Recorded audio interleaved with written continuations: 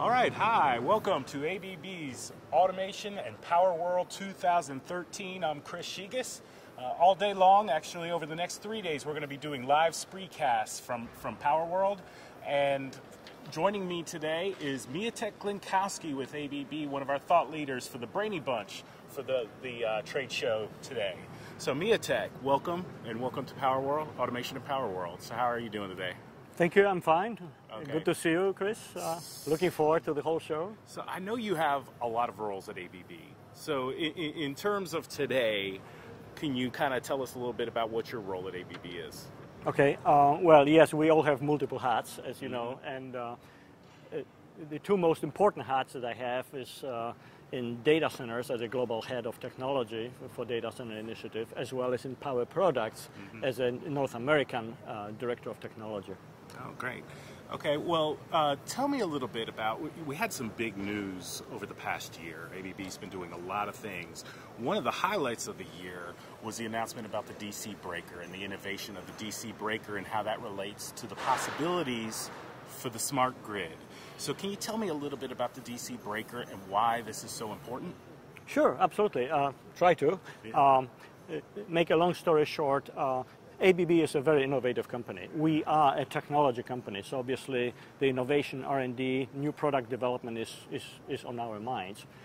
DC breaker is sort of a unique kind of device. The subject has been around for a number of years. Right. DC systems have been put in commercial use maybe in 1960s or 1970s, but most of them were limited to point-to-point transmission. So from point A to point B. There was really no DC network for the high voltage grid because we didn't have DC breakers. Right. So the DC breaker was that missing link, if you will, to try to actually build a network of many different DC lines as well as DC converter stations. So now with this new announcement that we actually developed a DC breaker, we can start thinking of a grid of a DC transmission that will be a multiple point-to-point, A, B, C, D, F, and so on. So I think this is really a breakthrough in technology, and it will definitely impact the whole industry worldwide. Right.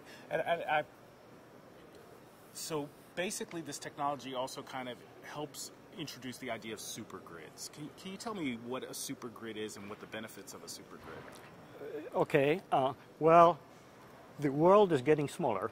We are living on a smaller and smaller planet.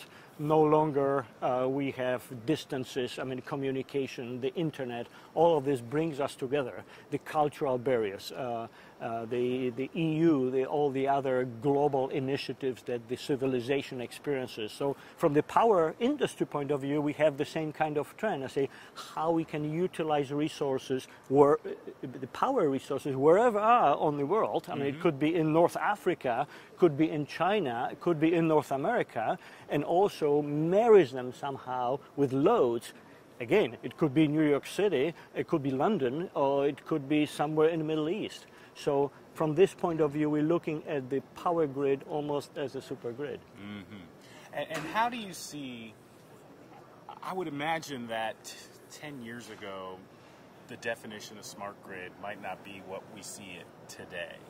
And so have you seen trends in developing a smarter grid and kind of maybe how our thinking has changed over those years of what we thought it would be? Right, sure, excellent subject. Well, smart grid, and we talked about supergrids, being bigger, longer distances, more power delivered from point A to B to C to D. Now, there is another trend in smart grids going to a smaller scale. I mean, microgrid, which is probably the other end of the spectrum, where we actually try to be a little bit more decentralized from the power production and also from power consumption point of view. So we're looking at smart grids with renewable energy. We're looking at smart grids with local generation or even mixed of different generation sources. So we no longer have just conventional centralized power plants, but we all have now resources from wind to solar to biomass, so flywheels, energy storage is another subject. So all becomes a little bit more difficult equation to handle, but yet it opens opportunities that we didn't have before. Right. And of course now, probably more than ever, there's greater demands for power consumption. One of those demands that ABB is really been focused on is data centers and the role that data centers now plays in being part of our energy infrastructure. Can you talk a little bit about that?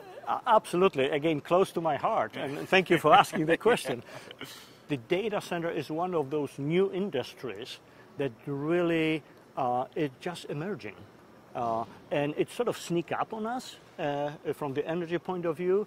And now, if you look at 2013, the estimate is that data centers throughout the world consume anywhere between 1.6 to about 2% of total energy consumption in the world.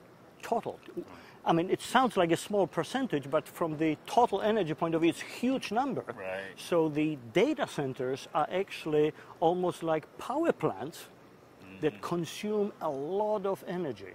So we're now focusing on this industry and see how we, from the power and automation side, can help the data center industry to think about energy efficiency, to think about energy conservation, to think about smart grid and microgrid, to look at the new technologies in data centers for optimization and so forth. And again, it's just the beginning. I think the road is just ahead of us, and I'm very excited about these developments. So when you're dealing with power consumption of that scale, even small changes in efficiency and optimization can make big impact, right? Absolutely, Right. Absolutely.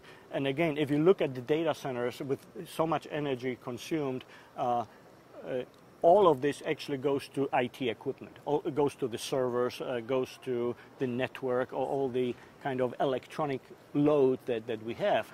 But the efficiency of a transformer feeding the data center, the efficiency of the UPS, uninterruptible power supply that is used in data center, they all play significant roles. And again, even 1 or 2 or 3% incremental improvement makes a big number at the end. Well, this isn't your first APW, correct? So, No, it's my several ones. So what's going on this year that you're kind of excited about? Well, I am excited about these, what we call industry sector initiatives, and data center being one of them. And we have a booth, in fact, here on the exhibit hall dedicated to data centers. And I want to invite you to visit and chat with people and see the technologies. We have other industry sector initiatives also displaying wind technologies, solar, energy efficiency, which by itself is an initiative. So this is an exciting part of this where we're going vertical. Across all the divisions of ABB, we're trying to bring one ABB to the specific customer sector. And I think this is very important, and again, somewhat new to us because we were used to the conventional way of doing business, high voltage, medium voltage transformers, distribution automation, and so on. So that's an exciting part, and again, I want you to visit this. The other one is all the other division and businesses that displaying innovative products. I mean, we have everything from substation automation to smart grid technologies and how to control the recloses and breakers, to novel cable systems, and go to distribution automation, variable speed drives. I mean, efficiency improvement and the new technologies in power electronics that we put in variable speed drives are very exciting and again applicable to many different industries that we deal with.